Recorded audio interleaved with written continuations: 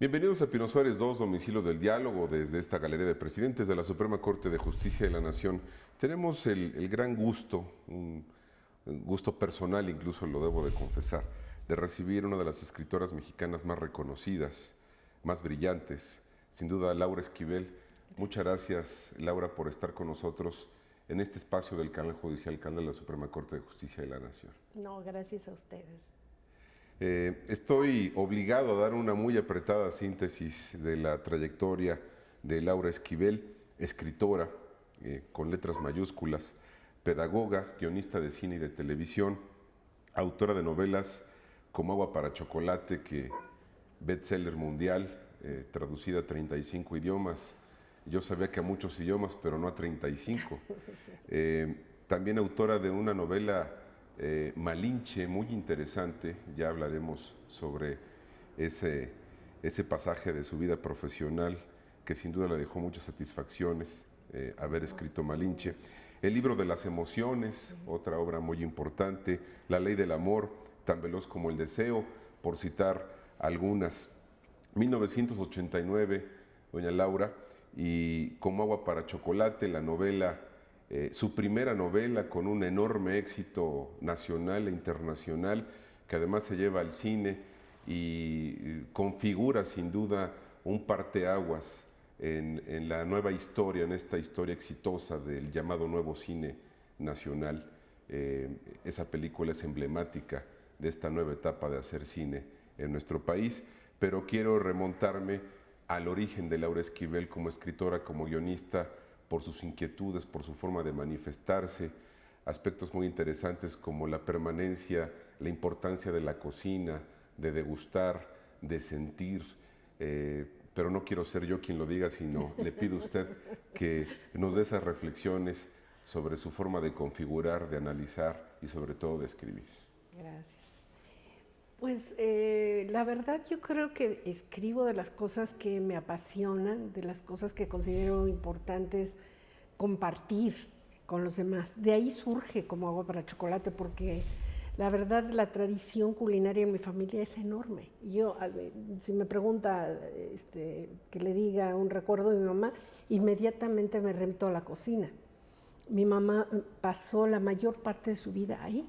Era su manera de dar amor, de relacionarse con nosotros, de todas las visitas tenía, era una cocina pequeña y entonces siempre tenía una silla ahí, a veces llegaba mi abuela, horas ahí mi abuela sentada y todos nosotros ahí colaborando. Entonces es una manera, para mí era muy importante hablar de ese espacio que de pronto en un momento, incluso yo misma, tengo que ser muy sincera, como que devaluamos, toda una generación dijo, ay no, en la cocina no pasa nada, y es un lugar como de castigo, las cosas importantes están afuera de la casa, ahí es donde hay que estar luchando, participando, cambiando el mundo, hay que ir a la universidad, hay que estudiar, no hay que perder el tiempo, ¿no?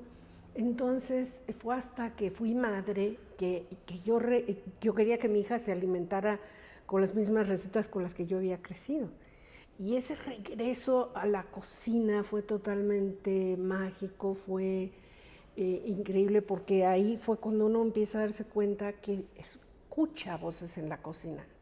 Yo le juro que empezaba a picar y empezaba a oír a mi mamá, no, le tienes que hacer así, ahora viene o se te está quemando por ahí. Y es además, a la hora de empezar a cocinar, uno se da cuenta que es un gran laboratorio de alquimia, que pasan muchas cosas ahí. Y entonces yo quería que todo el mundo se enterara, oigan, espérense, nos hemos equivocado, o sea, sí fue muy importante salir, sí fue muy importante luchar por los derechos de las mujeres, por tratar de cambiar el mundo, pero realmente si analizamos, ninguna revolución logró crear un nuevo ser humano, porque se crea ahí, al interior del hogar, amamantado, apapachado, por un ideal, por una familia que pueda crear un ser diferente, que desde ahí sepa respetar la vida, qué cosas va a respetar. Por ejemplo, para mí en mi casa era sagrado, el maíz era sagrado, ¿no? Nunca se imaginaron, mis abuelas nunca se imaginó que Monsanto se iba a convertir en lo que se convirtió y que ahora de pronto todo va encaminado a que se siembre maíz transgénico y que el maíz ya no se reproduce, que estamos sembrando semillas estériles y eso es gravísimo. Espero que México dé una batalla mucho más. Va contra nuestra cultura, ¿no? Contra el ser humano mismo. Son actos suicidas que yo no entiendo por qué se aceptan y por qué no. Pero bueno, estamos hablando de la cocina. Bueno, de ahí viene cada tema que yo he elegido es con la intención de hablar de algo que para mí en lo personal fue revelador o que me ha cambiado o que me ha acompañado. Y así fue con La Ley del Amor, y así fue con Tan Veloz como el Deseo. Malinche, por supuesto, que usted menciona, era lo mismo. Bueno, esa no se me ocurrió a mí, ahí me llamaron los editores y me ofrecieron escribir una biografía novelada. Y me pareció el tema muy importante y fue así que acepté. Se ama a través de la cocina, se adquiere mayor sensibilidad a través de la cocina porque en nuestro país lamentablemente hay una cultura machista que falta mucho para hacerla a un lado, es decir, es un tema hasta cultural en el que dejamos en mucha desventaja esa parte en la que para un hombre quizás sea pecado meterse a la cocina o para un hombre sea pecado llorar. Todavía tenemos una cultura muy arraigada en ese sentido del machismo y usted muestra una faceta muy interesante en una época, la situó en la Revolución, donde se vive un tradicionalismo que todos conocemos, que vivieron prácticamente todas las familias mexicanas, pero que le va dando un giro muy interesante histórico también y es parte de nuestra cultura. A través de la cocina se puede amar, se puede demostrar que hay un equilibrio entre hombre y mujer. Sí, por supuesto, por supuesto. Y fíjense que ahorita que estaba hablando me estoy acordando, en un inicio cuando salió la novela me llegaban muchísimas cartas de hombres, de hombres que la habían leído y me decían, ¿no sabes lo que le agradezco que me hizo voltear a la cocina? Y me interesé por saber qué pasaba. Y a partir de ahí muchos de ellos empezaron a cocinar y ha sido muy interesante este proceso, obvio acompañado por toda una cuestión de cambios generacionales. Los jóvenes de ahora cocinan, muchos de ellos, y muchos de ellos lo hacen porque las mamás ya no cocinaron, porque las mamás trabajaron toda la vida o lo que sea, y ellos para compensar de alguna forma se metieron a la cocina, pero no importa. Yo creo que es tan importante, es una referencia, es una patria viva que hacemos día con día y no nos damos cuenta la importancia de lo que es estar elaborando estos platillos y aparte ahora yo digo que ya las cocinas son el último reducto que nos ha dejado ese mundo disque civilizado en el que vivimos para ejercer la generosidad, porque uno siempre trabaja para alguien más. En el mundo de afuera uno siempre tiene que salir a competir y a acabar con los... No, aquí es trabajar para el bien de los demás, para el deleite, para la unión, recuperarlo como este ritual tan urgente y necesario para enlazarnos, no solo en el presente, sino con otras generaciones. Doña Laura, usted tiene frases muy interesantes. He tratado de recuperar dos. Usted dice, el éxito está en la vida que uno lleva, en cómo vive, cómo goza, cómo se integra, cómo disfruta de las pequeñas cosas.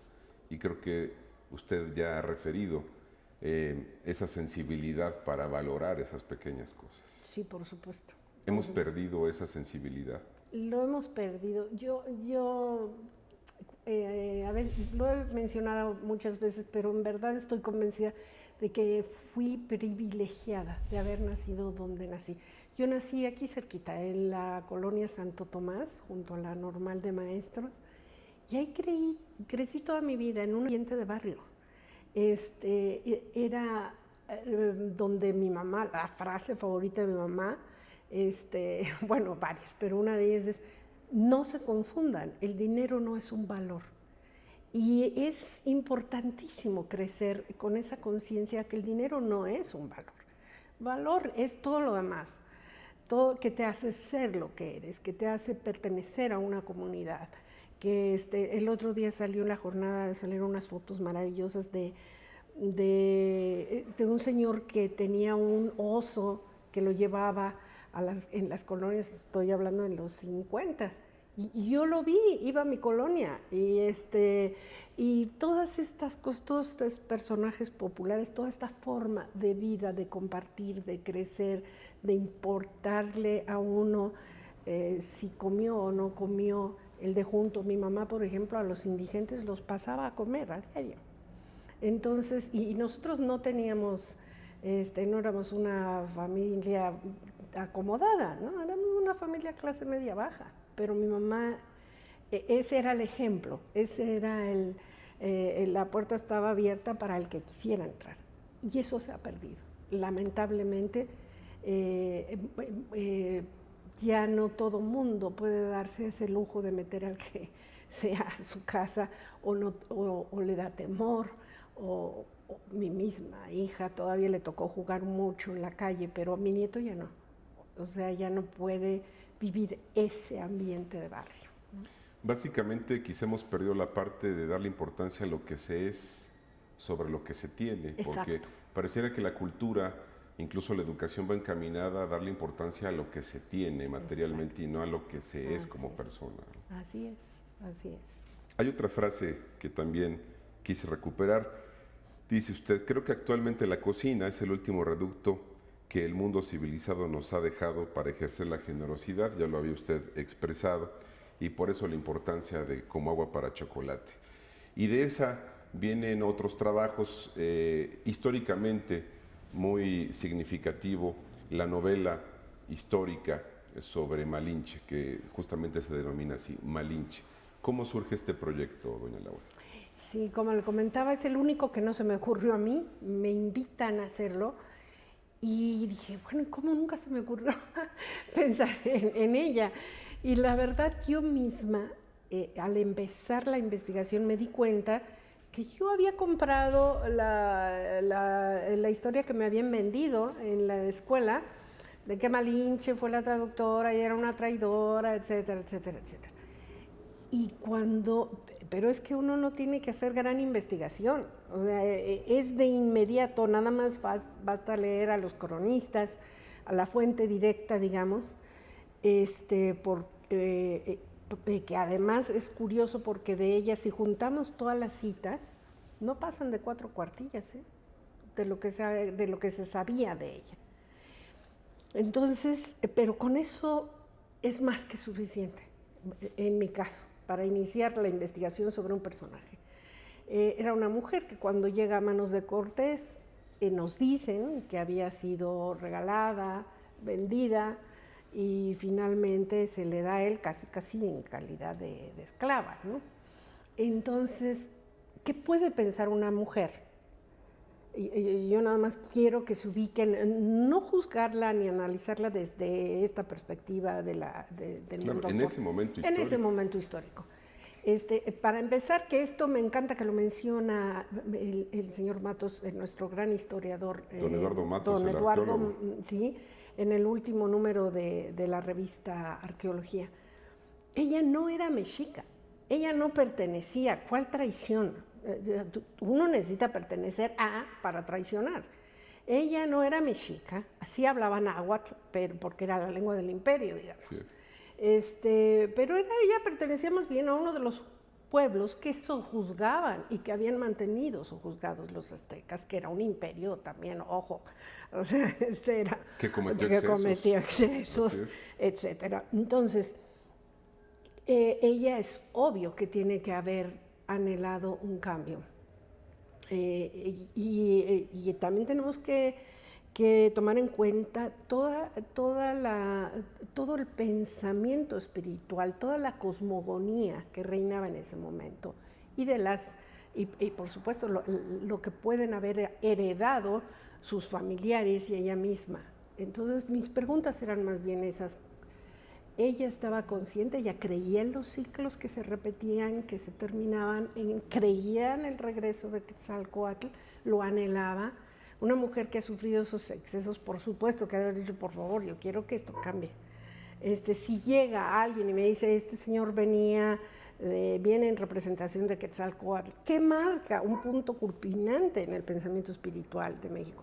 Que él tenía prohibido los sacrificios humanos, que él había hecho tal y tal, entonces ella tiene que haber estado contenta y feliz de poder colaborar. Ahora, con su inteligencia, rápido se tiene que haber dado cuenta de que no eran dioses ni venían en nombre del señor Quetzalcóatl y que les interesaban cosas tan intrascendentes como podía ser el oro, que para ellos eran más valiosas las plumas de Quetzal, por ejemplo.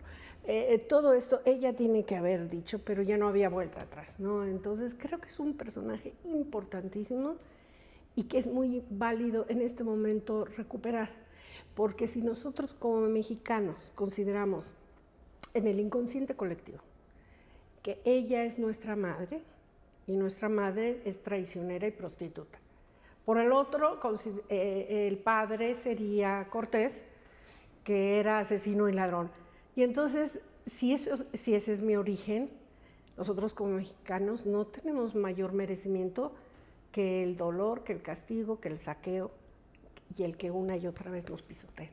Entonces, no, yo creo que hay que revisar, don Octavio Paz lo marcó maravillosamente bien en El laberinto de la soledad, la importancia de considerar que somos hijos de la chingada. Bueno, ¿y qué tal que le damos una revisadita?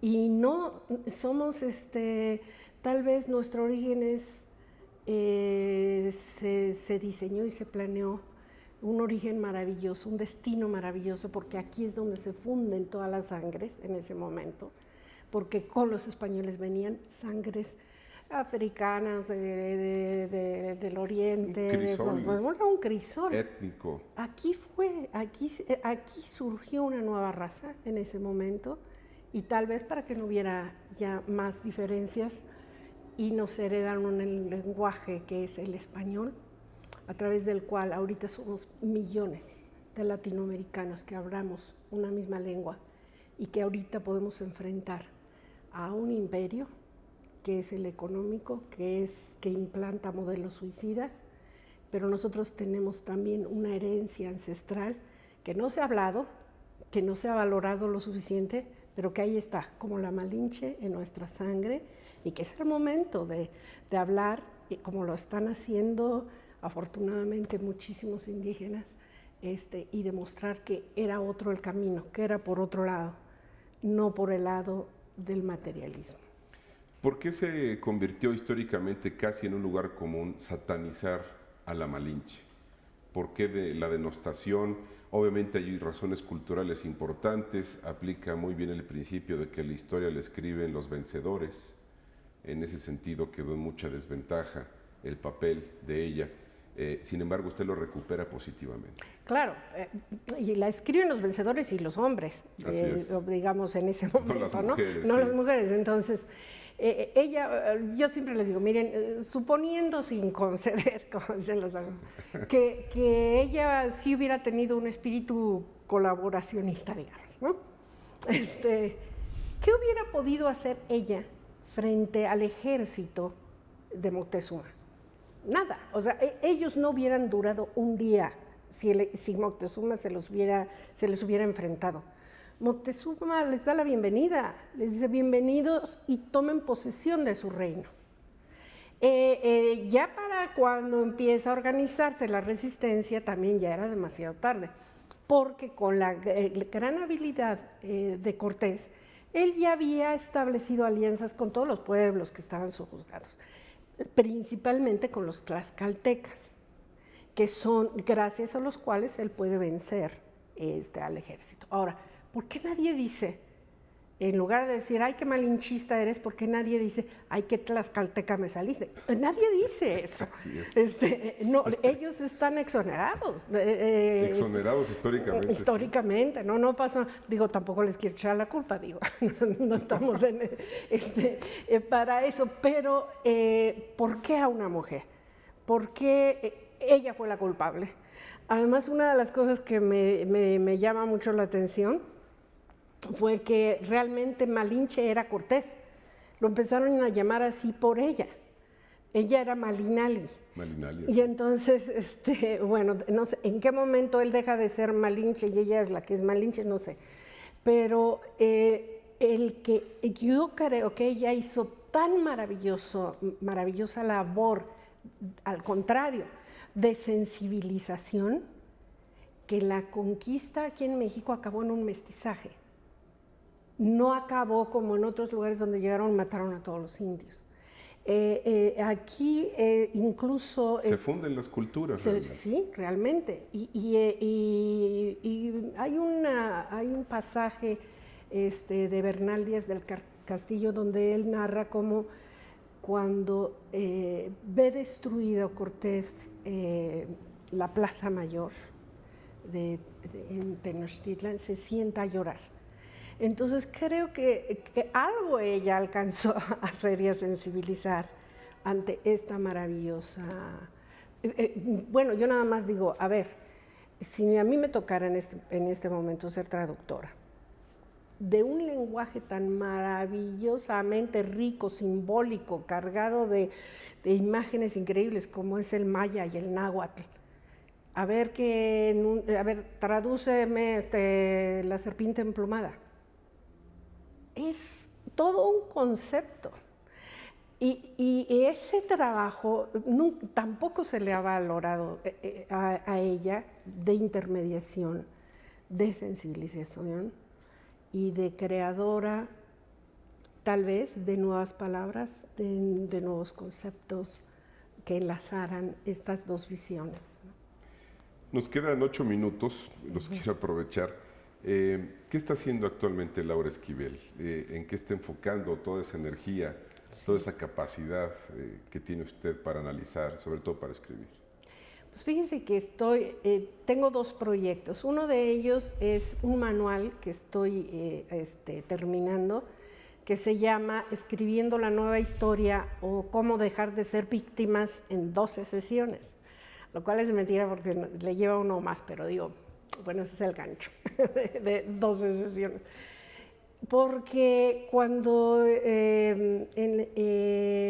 yo estuve de candidata a diputada por Coyoacán y no gané, pero durante la campaña yo llevé un diario de campaña donde me di cuenta cuáles son los pensamientos que colectivamente nos hacen mucho daño y nos impiden elegir, tomar la elección correcta en beneficio de todos. ¿Por qué de pronto elegimos a tal o cual que sabemos que nos va a robar, que sabemos que nos va a hacer daño, que sabemos que no va a proteger nuestros intereses? Hay un pensamiento, todo esto que hablé. Hay un desarrollo, ¿no? Por supuesto, pero la idea de que no hay para dónde, de que nosotros no está la salida, de que bueno, pues más vale malo por conocido, no, pues es que no vamos a poder, es que siempre, llegaba yo a las comunidades, decían, sí, ahora sí vienen por nuestro voto, pero ya que votamos no regresan. Y de pronto yo le decía, ¿y usted qué hizo cuando nadie regresó? Cuando el anterior candidato no regresó, ¿qué hizo? ¿Cómo? Como que se vale hacer algo, como si uno no tuviera el poder de organizarse y de cambiar y de transformar. Que es el principio de la democracia. Así es.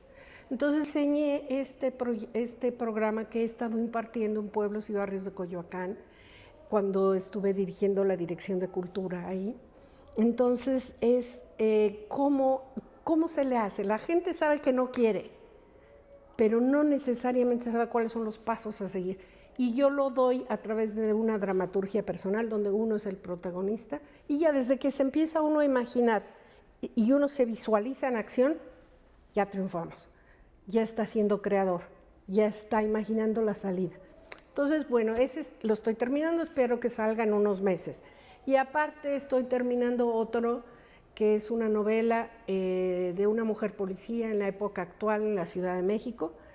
Esa saldrá, no sé si a fin de año o hasta la primavera del año entrante. ¿Cuánto le lleva a una escritora desarrollar una novela? Es decir, concebir el tema, afinarlo y sentarse a escribir, irlo modificando, actualizarlo, investigando. ¿Cuánto lleva ese proceso? Y es muy complejo y depende de cada proyecto. Por ejemplo, Malinche me llevó 3 años solo de investigación. Fue pesado. Lo cual habla de la muy seria parte de investigación que ejerció para escribirlo. Para escribirlo, ¿no? Y tuve ayuda de amigos, o sea, era complicado. Y hay algunas novelas, por ejemplo, esta de La mujer policía, la empecé a escribir antes de Malinche. Cuando surge lo de Malinche, para mí la prioridad fue hacer Malinche. Y la dejé. Y creo que no hay mal que por bien no venga. Tiene en el cajón como 9 años. Ahorita es todo el proceso de rehacerla, porque ya está viejo, digamos. Hace 9 años no tenía la fuerza que tiene ahorita todas las redes sociales. Hace 9 años era otra manera de investigar. La tecnología nos ha movido de otra forma. De otra forma. Entonces estoy todavía rearmando, pero realmente puedo decir que me he tardado 10 años en ella. Aunque no, porque la dejé, pero no la deja uno del todo. Uno va investigando, uno va trabajando y se da el caso maravilloso como el de Como agua para chocolate, que esa la escribí en 4 meses, porque esa era mi primera novela. Un vínculo familiar, una tradición. Exacto. Y además yo no tenía tantas actividades, no me hablaba tanta gente por teléfono, no tenía yo que atender a tantas cosas y se podía uno enfocar mucho más, ¿no? Quisiera concluir preguntándole cuál sería desde su perspectiva la serie de condiciones para ser feliz. Yo creo que una de las más importantes tiene que ver con el concepto que uno tenga de uno mismo. Hay un concepto que creo que es el que primero tiene uno que deshacer, que tiene que ver con la separación y quién es uno. Usted lo mencionó hace rato, ¿quién es uno? Si uno es un cuerpo que no tiene suficientes cuestiones cubiertas, digamos, necesidades cubiertas, siempre va a estar anhelando algo más. Para empezar, el cuerpo mismo. Es que yo no quisiera tener estas piernas, yo quisiera tener el pelo chino, yo tal. Buscamos ser lo que no tenemos, lo que no somos. La pregunta es quiénes somos.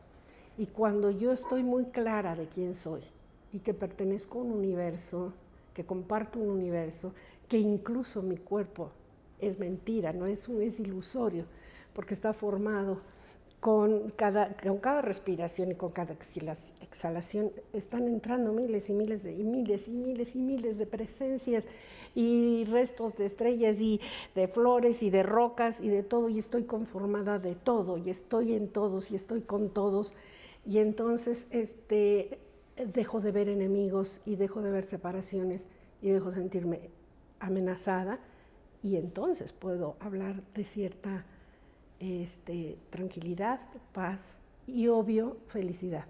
Pero tiene que ver con un trabajo interno de día con día, de análisis y de conexión con un mundo que está mucho más allá del tiempo y el espacio y lo que consideramos materialmente valioso. Y que tiene que ver con un proceso de aceptarse a sí mismo. Por supuesto. Y valorar las pequeñas cosas. Así es. Como dice Serrat, ¿no? Así es. Doña Laura, es delicioso conversar con Gracias. usted. Le agradezco mucho estos minutos para el canal judicial. Y ojalá que cuando concluyan sus proyectos, los que están en puerta, podamos volver a conversar. Esta es su casa. Gracias. Muy bienvenida. Y gracias, insisto, nuevamente por el tiempo para encontrarnos en esta charla. No, al contrario, de veras. Doña Laura, muchas gracias. También le agradezco a usted el favor de su atención a Pino Suárez II. Lo invito a que siga en el canal judicial. Muchas gracias.